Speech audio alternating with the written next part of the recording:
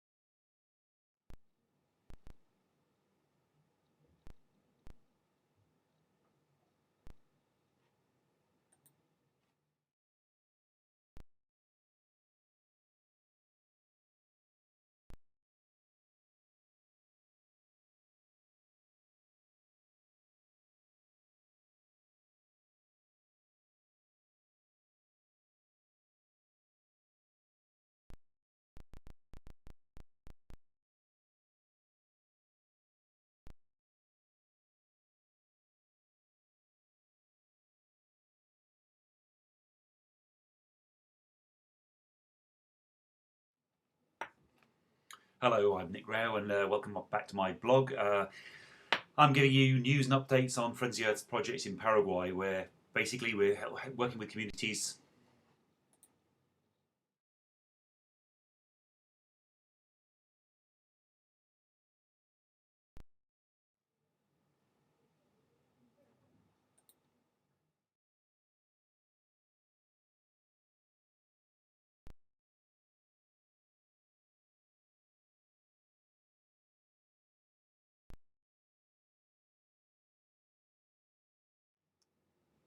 Hello, I'm Nick. I'm the campaigner at Friends of the Earth.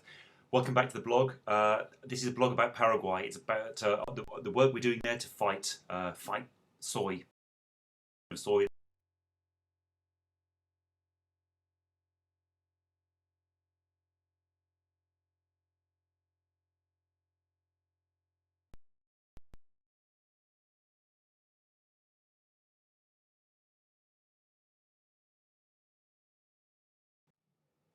Hello, welcome back to my blog. My name's Nick, I'm a campaigner at Friends of the Earth. I'm going to tell you a little bit about our project that's going on in Paraguay, giving you regular updates. Last blog, I think I was talking a little bit about the massive expansion of soy that's taking place across the country and the way it's wreaking havoc in the environment there in Paraguay. But it's not just impacting the environment, it's impacting people. So they're suffering some of the worst impacts of soy. The soy that's being grown out in Paraguay is largely GM. It relies on this cocktail of chemicals for it to be harvested and cultivated, and that has a massive impact on people. It causes contamination of soils, of watercourses, and people's homes and foods. I've taken a trip out to Paraguay. I've taken several trips out to Paraguay and met people there who are really in the front line of soy growing. People like Victoria Gonzalez. Victoria, she lives in a little wooden shack in eastern Paraguay. She's surrounded by soy fields. There's one just across the road from her house, and you can see it in the photo here. She's got 10 kids. The soy field is sprayed 15 or 20 times a year. Nobody asks her permission. Nobody tells her when they're going to spray. The spray enters her house. It enters their food. The kids are bedridden. They suffer from diarrhea, vomiting, skin rashes. Her cows abort, her chickens stop laying, and the vegetables in her orchards and gardens die. This is a sort of experience that's faced by many in Paraguay. Often people say, if you stay, you die. Paraguay is a place where often spraying is used as a technique to gain access to land. Oh dear.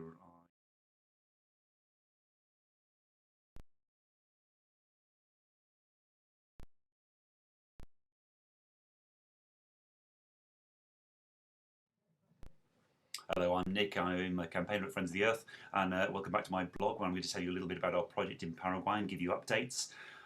In the past, I've talked a little bit about the impact that soy is having in Paraguay and the massive damage it's wreaking on the environment.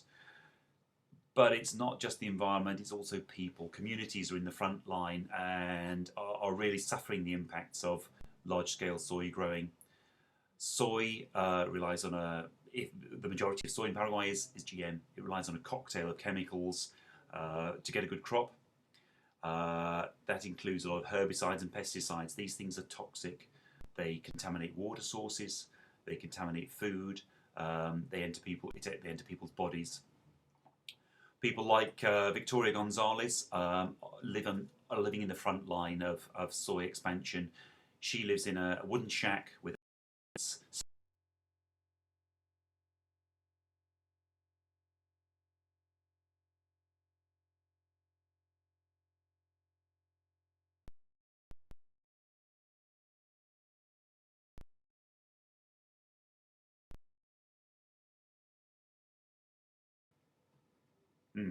great. Failed twice.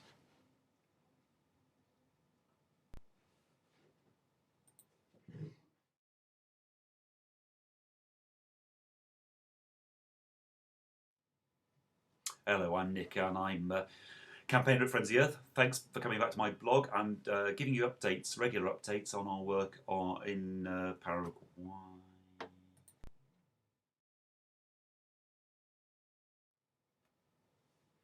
Welcome back to my blog. My name's Nick. I'm a campaigner at Friends of the Earth. I'm giving you regular updates on our work in Paraguay, where we're working with communities to help fight the impacts of soy expansion, which is threatening diversity, biodiversity, and people.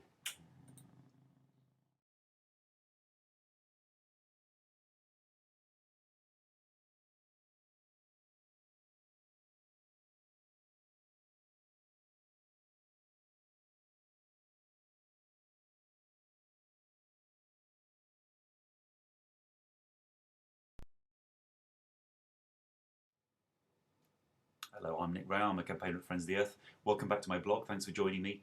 What I'm doing in this blog is giving you regular updates on our project in Paraguay, where we're working with communities there to fight the massive expansion of soy that's taking place. And it's a mega industry which is threatening biodiversity and it's threatening communities. I've spoken a little bit about the impact on biodiversity in the past. Oh dear.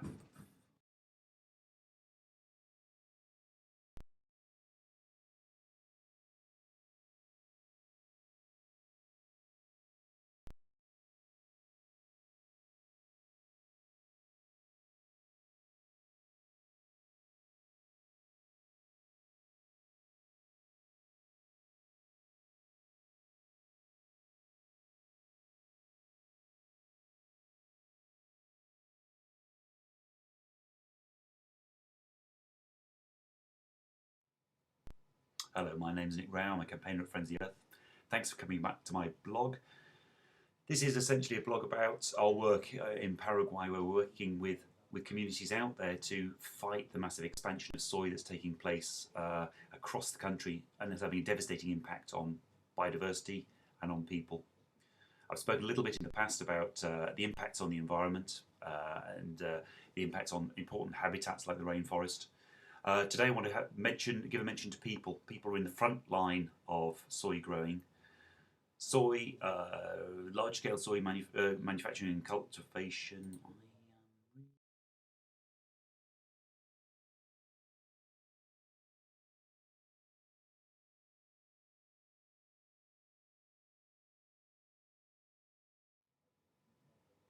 Hello, my name's Nick. I'm a campaigner at Friends of the Earth. Thanks for coming back to my blog. This blog is a chance for me to give you updates on our work in Paraguay, where we are working with local communities to fight the expansion of soy that's taking place across the country. Soy generally is grown as a large-scale crop. It relies on a cocktail of chemicals for a good harvest, pesticides and herbicides. They're having a devastating impact on the environment and also on people. I've met people out there, such as Victoria Gonzalez, who live on the front line of the advance of soy cultivation. She lives in a little wooden hut with her 10 kids, surrounded by soy fields. The field you see in the photo here it's used for growing soy. It's sprayed maybe 15 or 20 times a year. Nobody asks her permission. Nobody tells her they're going to spray. The spray enters her house. All of our kids become ill. They suffer from headaches, vomiting, diarrhea, skin diseases. One of our sons is often bedridden as a consequence. Her chickens stop laying, her calves abort, and vegetables in a vegetable plot die. This is not a unique experience. It's quite common in Paraguay. Everywhere you go, people complain of similar problems of living alongside soy. In fact, they often say, if you stay, you die. Spraying is often actually used as a technique to get people off the land. It's often used by large landowners who want access to more land and bigger profits. What we're doing is we're working with these communities. We're working with these communities to help them survive and help them fight back. People are actually already fighting back, and right now it is soy season in Paraguay. Running through till about March, you'll see soy spraying across the country. And at the same time, we're actually seeing quite an unprecedented wave of protest by communities against the soy growers. Here's some recent coverage in the media, in the Paraguayan media. You'll see one article there that talks about police shooting 2 campesinos and arresting 3 who were resisting soy spraying. On the right, you'll see a young girl from one of the communities who was simply out filming the soy spraying and got beaten by police. The fact is, large soy growers often enlist the help of either police, armed police, or private security to protect their harvests. It's one rule for the rich and one rule for the poor. Our communities are out there protesting about this illegal, in many cases breaking environmental laws, spraying that's going on without adequate protection for local communities, without vegetation barriers, that's contaminating communities, contaminating soils and contaminating water sources. This is the sort of environment that we're working in. We're working with communities, working alongside the communities, going out there to help them resist. We're teaching them how to use the law. We're teaching them what the law is. We're accompanying them to go to the authorities, go to the judges, go to the police, and report crimes where they happen and follow them through the courts. We're also giving communities advice on alternative agricultural techniques, so they actually have an economic lifeline that helps them hold out against soy and stops them being forced to sell out through economic necessity. And we're communicating our messages via radio, community radio stations based in the communities. That's how we're working. That's how we're working alongside a number of communities across the country, 7 in total at the moment. Just this year, we've had some tremendous successes. many communities are now feeling much more empowered to go to stand up to soy growers, to resist, to make their voices heard. In our community in Luzbea, we've opened a new school which is teaching kids there to implement agroecological techniques on their farms. It gives them new sources of income, keeps them in the community, helps them to stand firm and not to sell out to the soy growers. We have a string of successes to report. I'll be telling you more as the project continues and throughout the new year. So it's a short message from me today.